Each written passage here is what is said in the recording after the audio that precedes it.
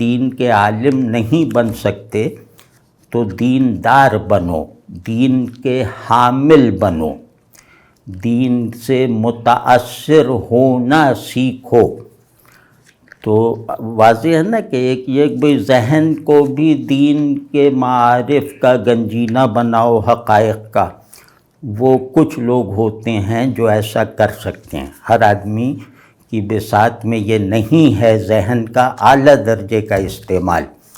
لیکن دل ہر ایک کا ایک جیسا ہے، دل کو استعمال کرنے کی استعداد ہر ایک کی ایک جیسی ہے، اس میں صرف ارادہ درکار ہے۔ اگر میں دل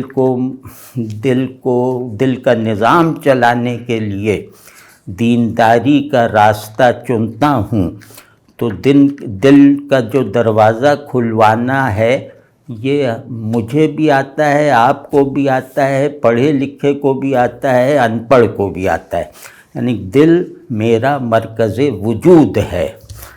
تو جو بھی موجود ہے وہ اپنے مرکز کے ساتھ منسوب رہنے کی یکساں صلاحیتیں رکھتا ہے۔ جیسے آنکھیں اگر خراب نہیں ہیں تو سب کی آنکھیں دیکھنے والی ہیں، اسی طرح دل پر اگر زنگ نہیں آیا تو سب کا دل آئینہ بننے والا ہے، حقائق کا، پیشن کا گھر بننے والا ہے، وغیرہ وغیرہ۔ تو یہ تو ہمارا مقصد نہیں ہے، کیونکہ میں ذاتی طور پہ میں اس لائق نہیں ہوں کہ ایسی باتیں کر سکوں جو لوگوں کو علم دین میں آگے بڑھا سکیں۔ دین کی تعلیم دینا نہ میری صلاحیت میں ہے اور نہ مجھ سے مطلوب ہے۔ تو دوسری بات یہ کہ دین کو دل کا مرکز بنانا اور دین کو گویا ایک ایسا حال بنانا جس حال سے خالی ہو کر مجھے اپنا ہونا بھی جیسے عدم کی طرح محسوس ہو، میں اپنا ہونا محسوس نہ کر سکوں جس حال کے بغیر، وہ حال دین فراہم کرتا ہے، یعنی میرے وجود کو حقیقت فراہم کرتا ہے اور میرے وجود پر میرے تصرف کو جو ہے وہ جیسے قائم کر دیتا ہے، مجھے پورا کا پورا اپنے زیر تصرف رکھنے کی قوت عطا فرما دیتا ہے، محض اس نیت پر، اس فیصلے پر کہ میں قلب یعنی مرکز وجود کو اس کی حقیقت کے ساتھ بیدار رکھوں گا، فنکشنل رکھوں گا، اور کبھی اس کے اندر کسی چیز کی ملاوٹ نہیں ہونے دوں گا۔ اب یہ اگر اتنا عزم بھی ہے میرا تو یہ عزم مجھے اللہ کا مقرب بنا سکتا ہے۔ یہ عزم جو ہے یہ اللہ کی طرف یکسوئی کی ذہنی صلاحیت سے کہیں بڑی یکسوئی کی طاقت فراہم کرتا ہے کہ میں ہر وقت دل کے ساتھ یکسو ہوں۔ یہ یکسوئی جو ہے یہ وجودی ہے، یہ حسی ہے۔ ذہنی یکسوئی جیسی بھی ہو بہرحال خیالی ہے اگر دل اس کی کمک پہ نہ ہو۔ ہاں، وہ لوگ خوش نصیب ہیں جو دین کے ذہنی اور قلبی دونوں مطالبات پورا کرنے کے راستے پر چلے اور اللہ نے انہیں کامیاب کیا، وہ تو بہت بڑے لوگ ہیں، وہ بہت نادر لوگ ہیں۔ تو اب اس وقت جو سر دست مسئلہ ہے ہم لوگوں کا وہ یہ ہے کہ دنیا میں ترقی، خوشحالی اور سکون اور عزت، یہ سب ضروریات کو پورا کرنے کا کوئی راستہ ایسا نہیں ہے جس پر چلنے کے لیے دین کے کسی حکم کی خلاف ورزی نہ کرنی پڑے۔ یہ وہ ماحول ہے جس میں ہم یہاں پاکستان میں بھی رہ رہے ہیں، اور اگر فن لینڈ میں رہ رہے ہیں تو وہاں بھی یہ ماحول ہے۔ تو اس صورت میں ہمیں جو ہے مطلب فطری طور پر اس بات کو ترجیح دینی چاہیے کہ ہم اپنے مرکز وجود کو اس میں ودیعت شدہ تمام قوتوں، روشنیوں اور حرارتوں کے ساتھ زندہ رکھیں۔ یہی الاؤ ہے جو آج کے اندھیرے جنگل میں، یہی الاؤ اس جنگل کے موذی جانوروں اور حشرات سے محفوظ رکھے گا۔ تو اس نیت سے ہمارا گویا ہمارے کام کا اگر کوئی عنوان ہم اپنی آسانی کے لیے جو ہے وہ تجویز کریں، مقرر کریں، تو وہ عنوان یہ نہیں ہے کہ دین کیا ہے کا جواب ہمیں ڈھونڈنا ہے، وہ ہمیں مل چکا ہے۔ یہ نہیں ہے کہ دینی علوم میں مہارت کیسے حاصل کی جائے، یہ جن لوگوں کو اللہ نے توفیق دی ہے وہ کر رہے ہیں، ہم میں یہ صلاحیت بھی نہیں ہے۔ ہمارا جو مقصد ہے وہ ایک ہمبل سا مقصد ہے، وہ مقصد یہ ہے کہ دیندار کیسے بنیں، یعنی ہم اللہ کو ماننے میں اخلاص، محبت اور خشیت کے عناصر کیسے داخل کریں، ہم کیسے اس طرح کے بندے بنیں جو اللہ کی یقینی حضوری میں رہنے کا ایک موجب عمل جو ہے وہ تجربہ رکھتا ہے۔ تو یہ ہمارا مقصد اتنا ہے۔ اور دوسرا یہ کہ ایسا نہیں ہے کہ اس میں ذہن استعمال نہیں ہوتا، لیکن اس میں ذہن استعمال ہوتا ہے جیسے معالج کے آگے مریض کی حیثیت لے کر، کہ ذہن کی بھی خشکی اور ذہن میں بھی اندھیرے چھائے ہوئے ہیں، ان کو ذہن خود سے دور نہیں کر سکتا جب تک دل کی ٹارچ اس پر نہ پڑے۔ تو ایک وہ مقصد بھی انشاءاللہ اس کی ذیل میں پورا ہو جاتا ہے، لیکن ہمارا مقصود روشن دماغی نہیں ہے، ہمارا مقصود دل بیدار ہے۔ تو اللہ نصیب فرمائے۔ دوسرا یہ کہ ذہن جو ہے وہ آزادی کی فضا میں رہے بغیر پوری طرح کام نہیں کرتا۔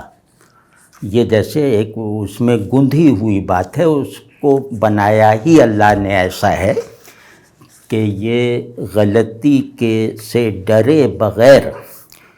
چیزوں کو اپنے کسی مفاد یا اپنے کسی بڑے تصور میں جگہ دینے کے لیے ان کا تجزیہ کرے، انہیں سمجھے، ان کو کھنگالے۔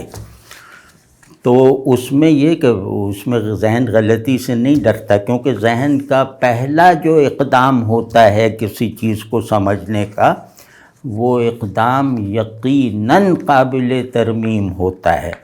اس اقدام میں یقیناً غلطی کی گنجائش صحت سے زیادہ ہوتی ہے، تو وہ بار بار جب اٹیمپٹ کرتا ہے ذہن، تو پھر اس میں صحت کا گمان غلطی کے احتمال پر غالب آتا ہے، لیکن غلطی کا احتمال ہمیشہ موجود ہے۔ ذہن جس چیز پر بھی کام کرے گا، جس موضوع کو بھی کھنگالے گا، اس میں دو چیزیں تقدیر کی حیثیت رکھتی ہیں۔ ایک یہ کہ وہ کامل علم نہیں حاصل کر سکتا اپنے موضوع کا، ایک تو یہ، اور دوسرے یہ کہ وہ 100% صحیح علم تک نہیں پہنچ سکتا، یعنی اس کا علم نہ پرفیکٹ ہوگا اور نہ وہ جو انفالیبل ہوگا، وہ ہمیشہ فالسیفائیبل ہوگا ہر صورت میں، چاہے وہ افلاطون کا ہو، اور ہمیشہ ادھورا ہوگا، ہمیشہ قلیل ہوگا۔ تو اب ذہن جہاں مطلب ذہن کے یہ حدود ہیں، ذہن کی ماہیت ہی یہ ہے کہ یہ شے کے ساتھ تعلق میں ترمیم و اضافہ کرتا رہتا ہے۔ ایک ہی شے پر 1000 سال سے غور کرے گا تو اس میں ترمیم و اضافہ ہوتا رہتا ہے، اس میں غلطیاں اور غلطیوں کی اصلاح، پھر اس اصلاح میں بھی غلطی کی دریافت ہوتی ہی رہتی ہے۔ تو ایسی صورت میں اس دماغ کو اگر ہمیں اپنے شعور بندگی کا گھر بنانا ہو، جیسے دل جو ہے وہ جذبہ بندگی کا جیسے جنریٹر ہے، تو دماغ جو ہے وہ شعور بندگی کا گھر ہے۔ تو اگر ہمیں اس کو شعور بندگی کا گھر بنانا ہے، اگر ہمیں ذہن کے لیے بندگی کو ایک پرنسپل اور بائنڈنگ آئیڈیا بنانا ہے جو اس کی تمام سرگرمیوں کو آخری معنویت دیتا رہتا ہے، تو اس کے لیے ضروری ہے کہ ذہن کا تسخیری کردار، ذہن کا وہ کردار جس میں وہ چیزوں کو تصرف میں لانے کے لیے ان کا اندرونی تجزیہ کرتا ہے، دیگر اشیاء کے ساتھ ان کی نسبتوں کو کھنگالتا ہے، دریافت کرتا ہے یا ایجاد کرتا ہے، یہ ساری سرگرمیاں وہ غلطی سے بے خوف ہو کے کرتا ہے، اور وہ یہ جانتا ہے کہ ان علوم میں غلطی کا کوئی وہ خمیازہ اسے نہیں بھگتنا پڑے گا۔ تو ذہن کا زیادہ استعمال وہ دنیا پہ کرنا چاہیے، وہ ذہن اس کے بغیر آزادی کی فضا میں سانس نہیں لے پائے گا، اور آزادی آپ جانتے ہی ہیں کہ ذہن کی جو ہے وہ ذہن کے لیے بہت ہی بنیادی، اس کی زندگی آزادی کے سے عبارت ہے۔ تو اگر اسے آزادی، اس کی تسلیم بھی اگر اس کی آزادی کا نتیجہ نہیں ہے تو وہ تسلیم بھی بے معنی ہے، بے مصرف ہے، بے وقت ہے، جیسا ہم لوگوں نے ذہنوں میں اپنے دین کو بنا رکھا ہے، وہ یہی وجہ ہے۔ تو سیدھا یہ کہ قلب کو مشغول رکھو حق میں اور دماغ کو مصروف رکھو خلق میں، تو اس کے نتیجے میں انشاءاللہ دماغ اور دل اپنی درست سمتوں میں ذرا اعتماد کے ساتھ، تیقن کے ساتھ اور بے خطر ہونے کی حالت میں جب اپنے دائروں میں کام کرنے لگیں گے تو پھر دل ہمیشہ دماغ پہ غالب رہتا ہے، تو پھر وہ شعور بندگی ہمیں نصیب ہوگا جس کا جوہر قلب میں امانت کے طور پر رکھا ہوا ہے۔ پھر وہ جوہر بیدار ہو کر اس دماغ کو اتنا روشن کر دے گا جہاں بندگی کا نقشہ آسانی سے بنایا جا سکے جس روشنی میں۔ تو اس لیے پھر عرض کر رہا ہوں کہ دماغ، یہ نصیحتیں کرنا، واعظ سننا، مذہبی کتابیں پڑھنا، اب یہ سب جیسے لگتا ہے کلیشے ہوتا جا رہا ہے، اور مذہبی جو دینداری کے یہ سورسز تھوڑی ہیں، دینداری عبادت سے اور پیشن سے حاصل ہوتی ہے، تو وہ کریں، دل کو بیدار کریں، اور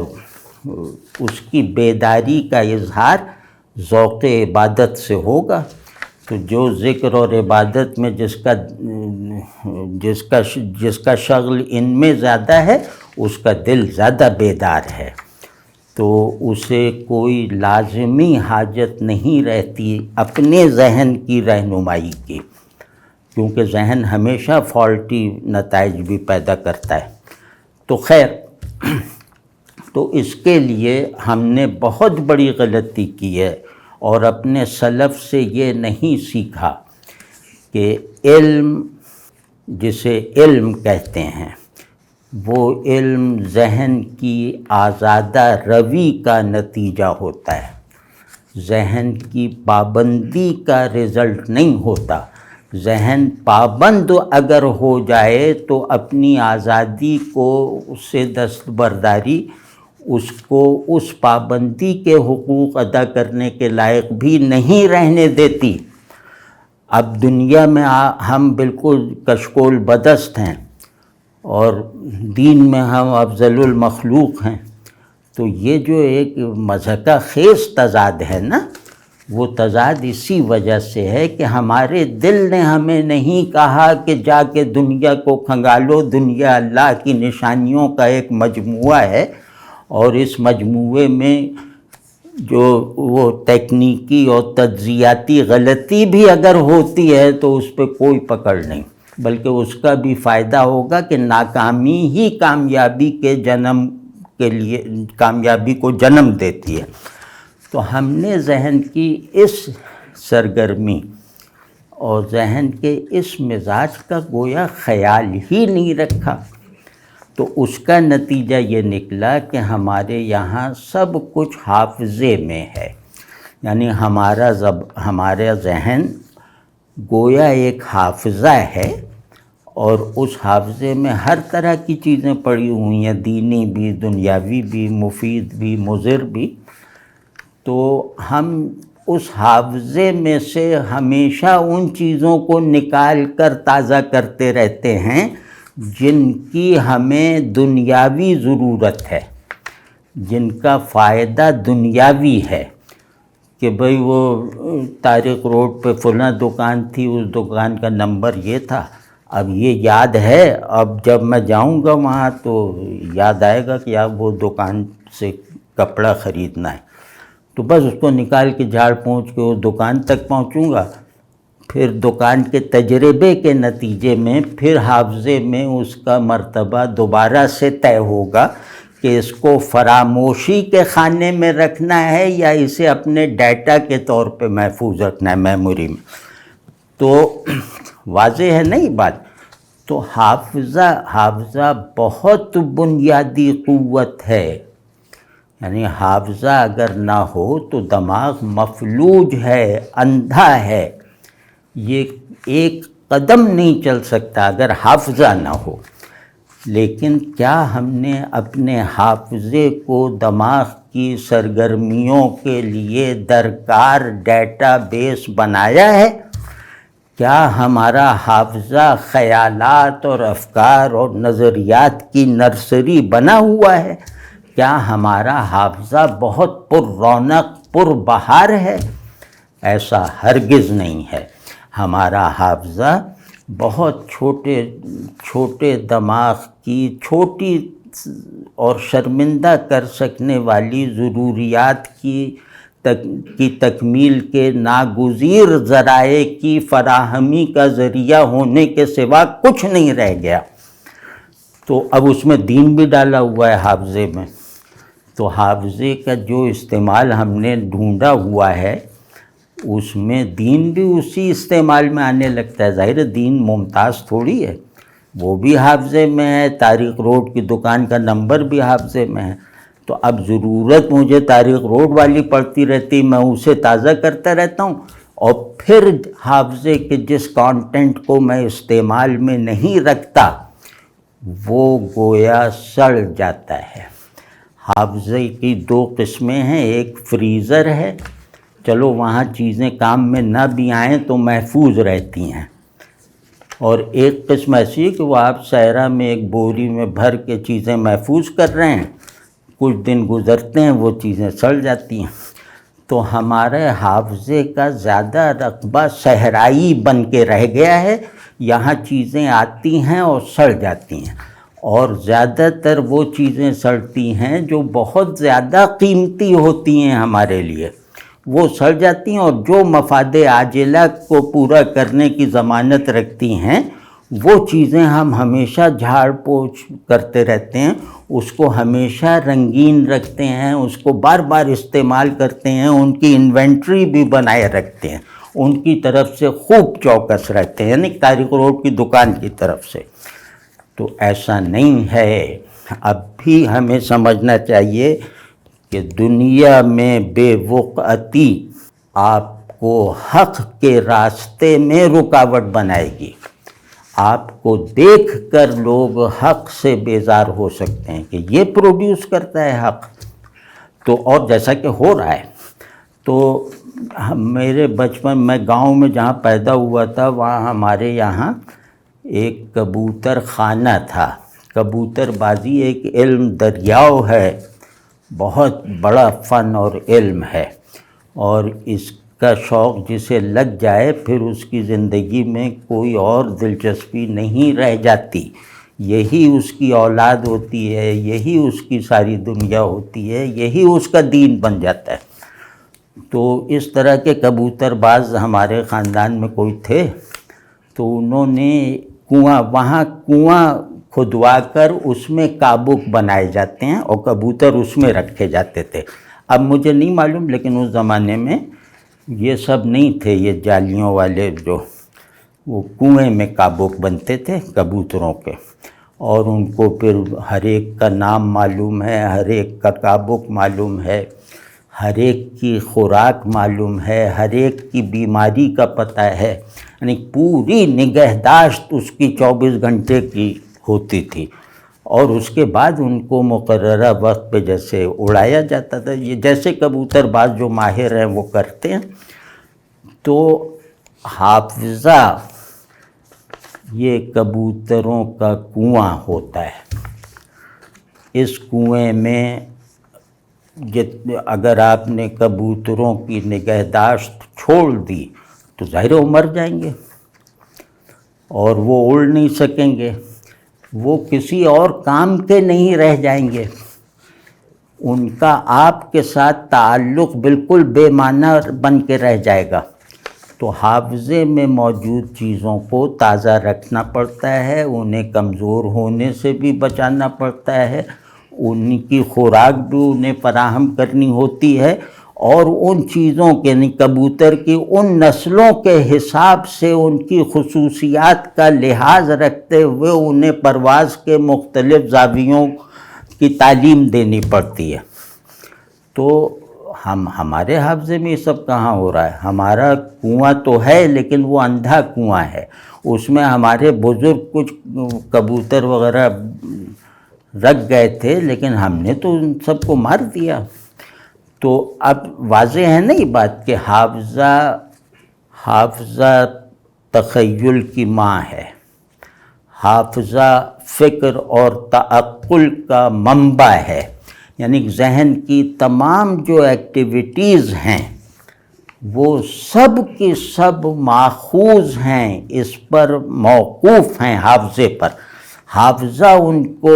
جانی ہوئی چیز دکھا کر انجانی چیز کی طرف بڑھنے کے لائق بناتا ہے۔ حافظے میں ہی رکھی ہوئی چیزیں جو حسی ہیں وہ حسی چیزیں اس کے لیے ڈیٹا بن جاتی ہیں مابعد الطبیعی حقائق کا تصور قائم کرنے کا۔ تو یہ سب مطلب حافظہ ہر وقت جیسے ایک بہت مصروف دکان ہوتی ہے نا جہاں کا، تو وہ اس طرح کا ہوتا ہے کہ ہر وقت خریدار بھی بننا ہے، دکاندار بھی بننا ہے۔ تو یہ ہمارے یہاں تو بالکل ظاہر سرے سے نہیں ہے، ہم نے حافظے کو مدفن بنایا ہے، مخزن نہیں بنایا ذہن کے لیے۔